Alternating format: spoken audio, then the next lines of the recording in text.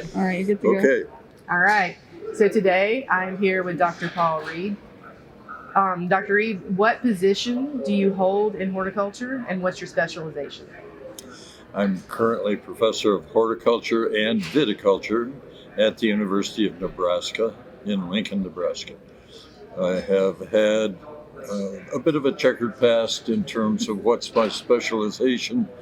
Right out of grad school, my master's degree at Cornell was with Ray Sheldrake and Jim Boodley, who developed the Cornell mixes, the soil mixes that are still currently used a lot in commercial horticulture. So that was my master's specialization, was soils, soilless media. And then I worked on plant growth regulators during my PhD at the University of Delaware. And I continued working with plant growth regulators, plant growth regulating chemicals throughout the first 15 years of my career, perhaps. I was a charter member of the Plant Growth Regulator Society of America, which is now defunct. It's kind of like some people graduated from colleges that are no longer there. But anyway, aside from that, growth regulators and hormones are a continuing interest of mine, and logically they would be for many horticulturists throughout my career and theirs. I taught plant. My first position out of grad school was at the University of Minnesota, where I was hired to establish an irrigation research field, which was about 40 acres of land that I coordinated the efforts of 7 different departments to try to take advantage, I should say, of the sandy soils in what they call the sand plain northwest of the Twin Cities in Minnesota. That was an experience because coordinating something with 7 different departments was a little challenging, but it was a learning experience and we accomplished a lot. I, meantime, began teaching and taught for many years the plant propagation classes and several other courses, but I thought of myself as a plant propagator for a long time, especially in the world of tissue culture, micropropagation. I was fortunate enough to do a sabbatical at the University of Nottingham in England. Nottingham, they wouldn't say, but you'd spell it that way.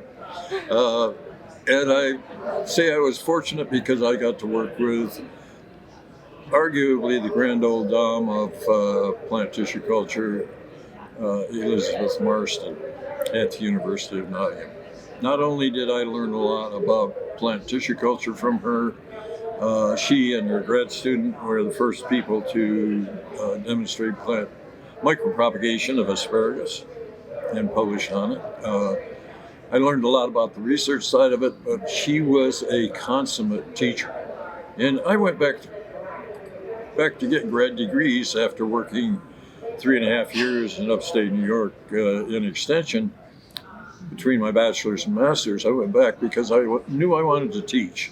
I had been a teaching assistant in horticulture, the intro horticulture class and the intro agronomy class at Cornell in my bachelor's program.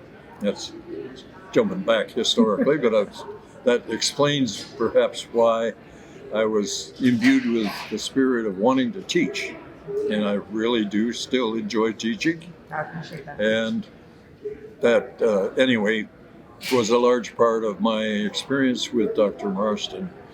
She was an incredibly great teacher and had some wonderful ideas of technologies to use. This is long before our modern electronic emails and so forth, the electronic capabilities. But that inspired me even further because I was already convinced that I wanted to teach and that teaching was important. But having done, like everybody else, masters and PhDs on basically research-based, research-focused.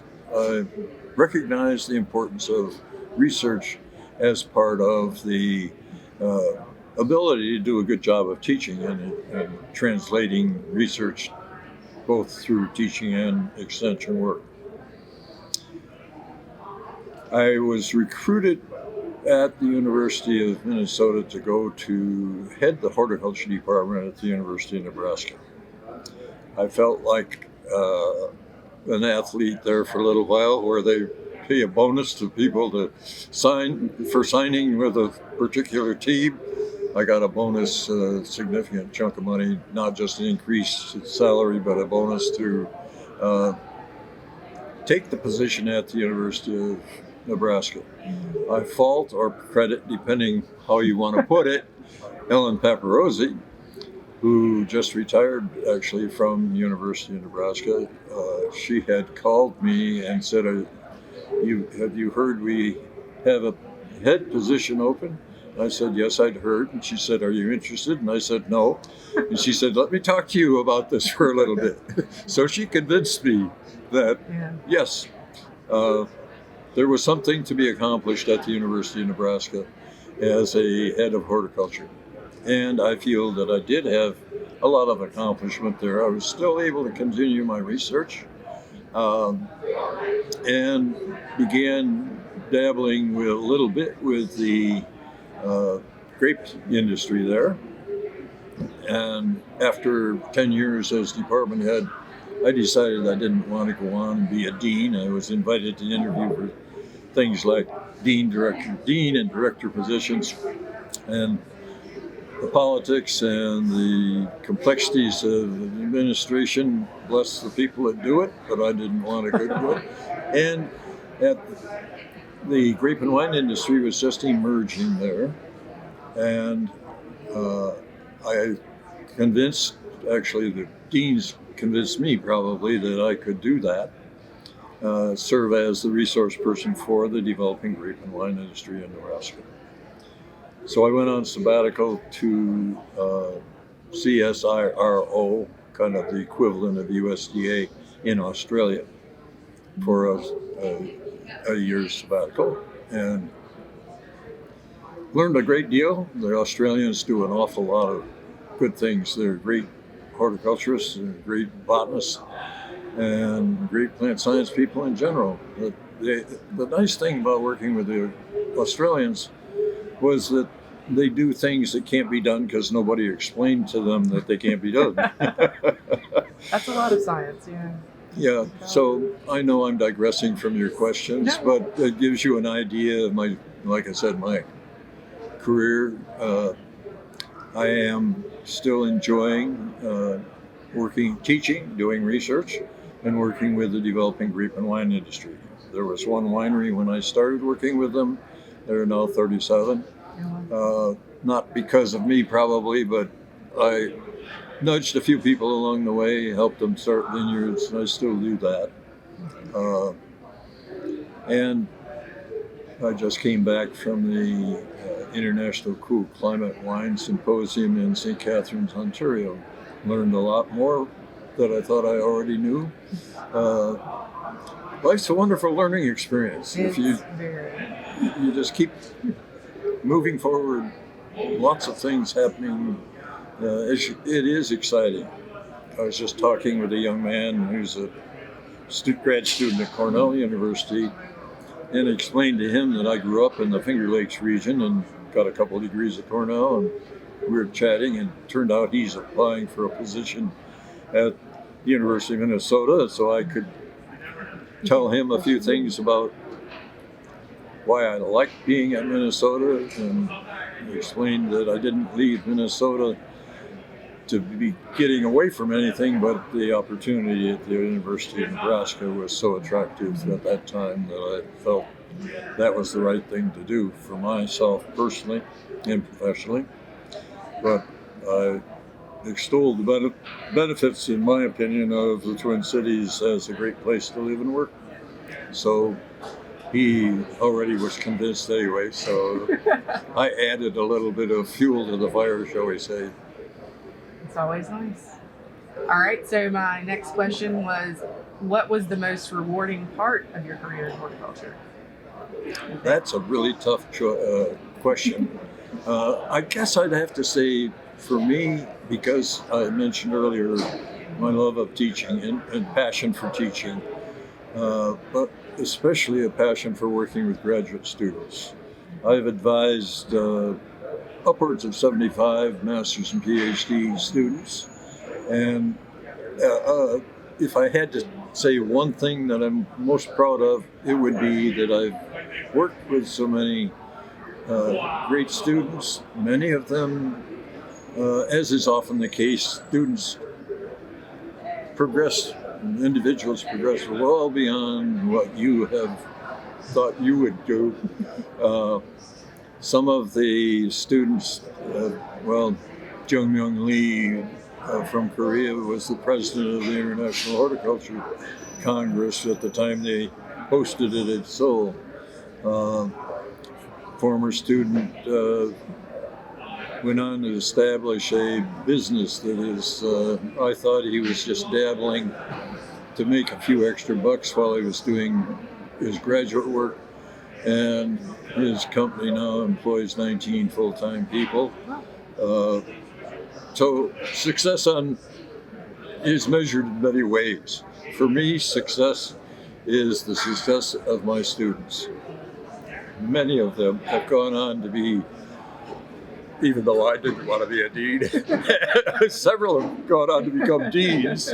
But you don't hold it against them, right? So I look up to them. And above my desk in my office, I have photos of nearly all of my grad students, former grad students, with when they were working with me on a master's or PhD. And anybody asks about all that rogues gallery of student pictures, I say that's how I got where I am.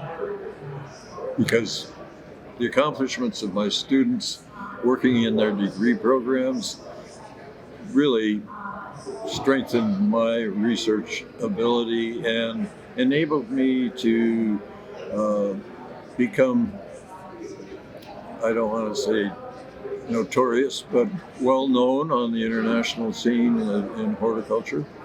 And I cherish the fact that I'm a fellow of ASHS and that I served as president of ASHS, chair of the board a few years ago.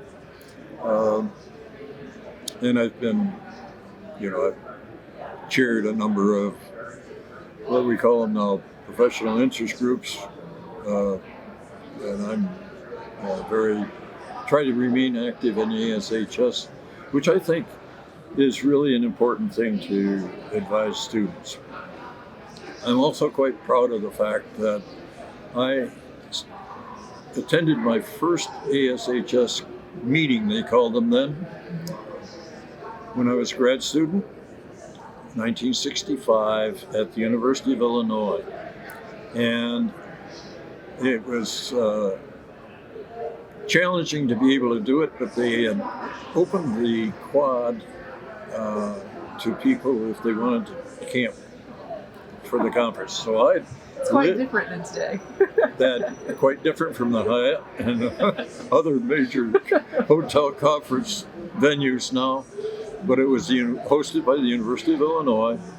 I stayed in a tent, ate peanut butter sandwiches, and made a point of telling myself that someday I would, when my grad students went to conferences, that I was going to take them out to dinner and they wouldn't have to eat peanut butter sandwiches. I like peanut butter sandwiches, don't misunderstand me. I'm sure that your grad students really appreciate that too. Yeah. And I have made a practice of buying the first year's membership before for my grad students in ASHS back when I think now they can get their first year free anyway, but for many years I paid for their student membership in ASHS, just as a way of kickstarting their career in ASHS, and would encourage them to go to ASHS conferences and meetings. But anyway, I mentioned my first ASHS conference was in 1965, and I've not missed one since. Oh, well. Working on this is the 58th ASHS conference that I've attended, including I'm counting the virtual one we had by Zoom during the pandemic. All right. So, what advice can you offer students or young professionals that want to get into horticulture? Well, first off, you have to have a keen interest in plants, of course, but plants and people. You can't separate the two. And then the advice I would give them is talk to successful people in the industry, attend as many conferences as you can afford to, certainly attend ASHS every year, join the grad student programs or the undergrads as well that ASHS offers, especially at the conferences, and be real active, volunteer to help ASHS by being a member of a committee if you can get appointed to a committee. So at each stage of a person's career, undergraduate student, get active in horticulture clubs and activities of that sort on your home campus, but nationally as well. Grad student level, join associations and organizations that want to promote plants and people, and that's horticulture.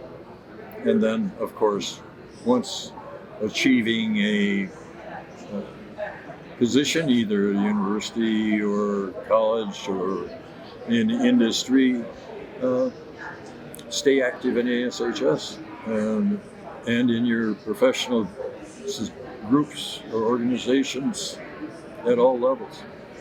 Just have a thirst for the adventure of plants.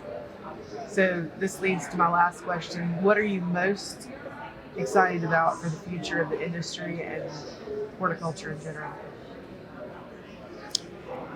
I think that the excitement I have continues to be the way young people are moving into horticulture, and their potential of achieving great things is just accelerating, truly.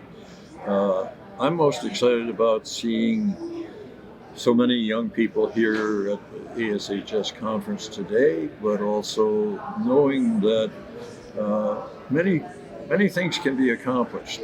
I mentioned two examples earlier in our discussion. One was a student from Cornell who's applying for a position, and I filled him in on some things that he didn't know about.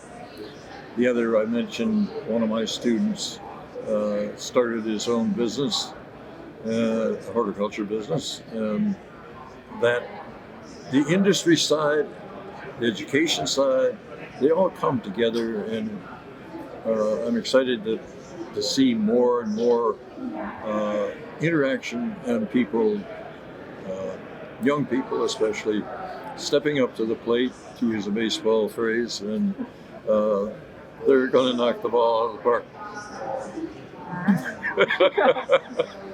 Good analogy. All right. Well, thank you for your time. I appreciate it. My pleasure.